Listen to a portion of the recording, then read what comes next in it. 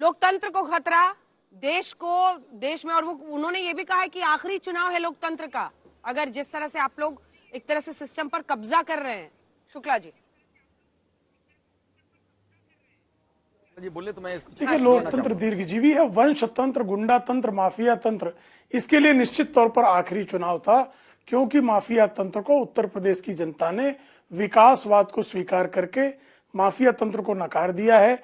जिस तरह से गरीबों का, वंचितों का, महिलाओं का सशक्तिकरण हुआ है, उसके कारण गुंडा तंत्र को नकार दिया गया है। और जो गुंडे जो है, हर जिले को एक गुंडा रूल करता था, वन डिस्ट्रिक्ट वन प्रोडक्ट के माध्यम से, जिस तरह से काम।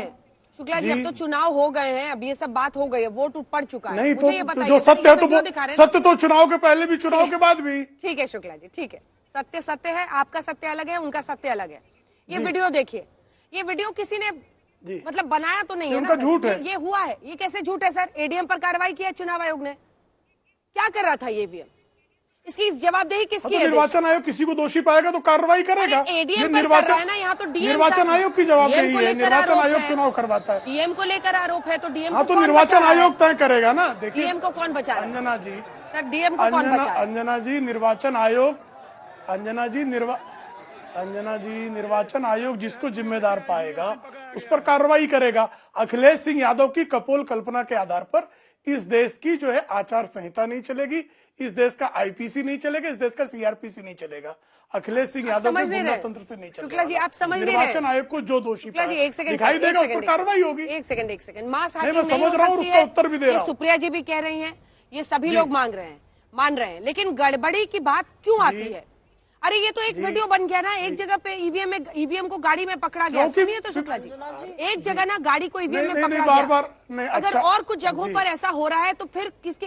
देखिए, ये व्यवस्था पर या तो विश्वास रखेगा इंसान या फिर अविश्वास से पूछेगा। और अगर ये अविश्वास ऐसे वीडियोस के जरिए आता है तो ये बहुत गंभीर है। हो सकता है आप ये बार बार कहें कि हमारा इससे लेना देना नहीं, लेकिन फिर चुनाव आयोग ऐसा क्यों कर रहा है? डीएम एडीएम क्या कर रहे हैं? पहले कहते हैं डेमो के लिए जा रहा था, चुनाव होने के बाद ये डेमो के लिए जा रहा था। ये क्या मजाक है सर? ये कौन स्वीकारेगा? आप इसकी गंभीरता को समझिए। निर्वाचन, देखिए मैं पूरी गंभीरता से बता रहा हूँ। गंभीरता को कम हास्यास्पद बनाने का काम सपा, कांग्रेस इत्यादि के लोग कर रहे हैं। निर्वाचन आयोग हमारे यहाँ स्वायत्त जो है संस्था है।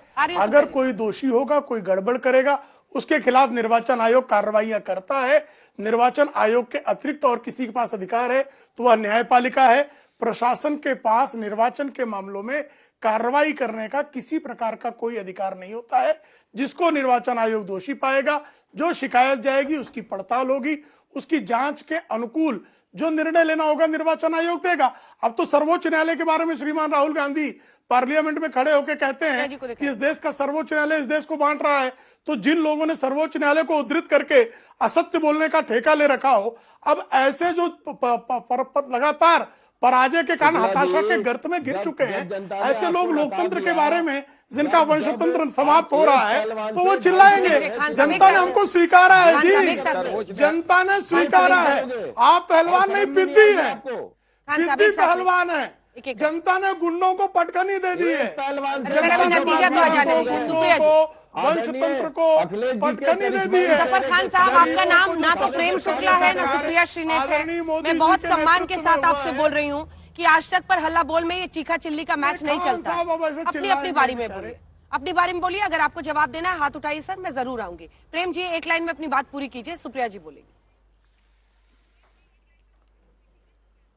देखिए, वंशतंत्र की पराजय के कारण जो वंश के जो समझते थे हम तो चांदी का चम्मच लेकर जन्मे हैं और चुनाव जीतना हमारा जन्मसिद्ध अधिकार है, उनको गरीबों और वंचितों ने जिस तरह से सबक सिखाया है, उस कारण वो चिल्ला रहे हैं और समग्र संवैधानिक व्यवस्था को जो है सशंकित करने का वो कुकर्म कर रहे हैं। इस कुकृत्य को जनता देख रही है। ठीक है सुप्रिया जी, जीते तो जनता ने जिताया, ईवीएम ने जिता दिया, क्या बोला जाएगा कांग्रेस पार्टी की तरफ से?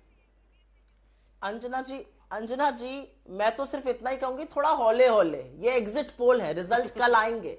और मेरा सिर्फ एक कहना है, मैं ये नागरिक होने के नाते भी कहती हूँ, सार्वजनिक जीवन में एक पॉलिटिकल पार्टी को रिप्रेजेंट करते हुए भी कहती हूँ, ये हम सबकी जिम्मेदारी है कि एक भी वोटर के मन में ये संशय ना आए कि कुछ गड़बड़ी हुई है। ये भाजपा की भी जिम्मेदारी है, कांग्रेस की भी जिम्मेदारी है, सपा और बसपा सबकी जिम्मेदारी है, ये मीडिया की जिम्मेदारी है, ये तंत्र की जिम्मेदारी है।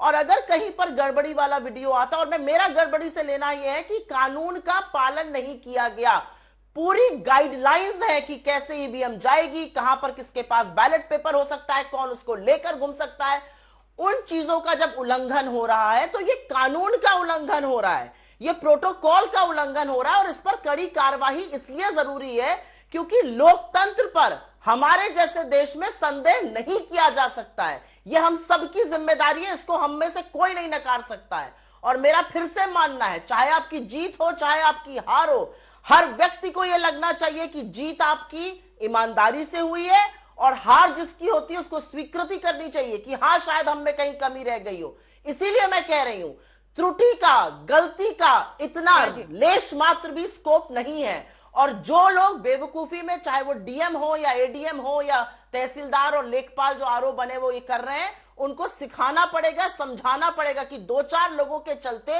पूरे लोकतंत्र पर सवाल नहीं खड़ा हो सकता है। ये अगर इस तरह से बाकी नेता भी बोलें जिस जिम्मेदारी के साथ आप बोल रही हैं, तो मुझे लगता है कि पूरे इतनी बड़ी संस्था पर सवाल खड़े नहीं होंगे।